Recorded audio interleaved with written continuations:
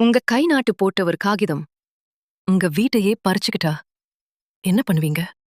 மாணிக்கம் ஒரு உழைப்பாளி விவசாயி. ஆனா அவனுக்கு படிக்க தெரியாது. அத தனக்கு சாதகமா பயன்படுத்த நினைச்சான் ஒரு பேராசைக்கார வியாபாரி. ஒரு கை நாட்டு மட்டும் வைன்னு சொல்லி ஒரு காகிதத்தை கொடுத்தான். எதுவும் தெரியாத மாணிக்கமும் நம்பி கை நாட்டு வச்சிட்டான். சில நாட்கள் கழிச்சு வியாபாரி திரும்பி வந்தான். இந்த வீடும் நிலமும் இனிமேல் எனக்கு சொந்தம்னு சொன்னதும் மாணிக்கம் அதிர்ச்சி அடைந்தான். குடும்பமே கண்ணீர்ல மூழ்கிய நேரத்துல அங்கே வந்தார் ஊர் பெரியவர். காகிதத்தை பறிச்சு பார்த்த அவர் உடனே உண்மையை கண்டுபிடிச்சார். இதுல கடனை பத்தி தான் இருக்கு, நிலத்தை பத்தி எதுவும் இல்லைன்னு சொன்னார். இந்த காகிதத்துல உனக்கு சாதகமா எதுவுமே இல்லப்பா.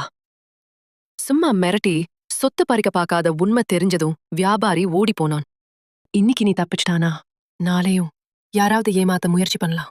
அதனால படிக்க கத்துக்கோ. படிப்புக்கு வயசு கிடையாது மாணிக்கம். படிப்புக்கு வயசு ஒரு தடையே இல்ல.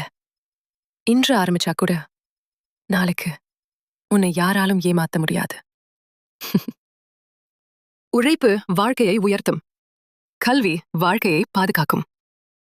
படிக்கிறதுக்கு வயசு தடையில்ல. கத்துக்கணும்னு ஆசை இருந்தா போதும். நாளைக்கு பார்க்கலாம்.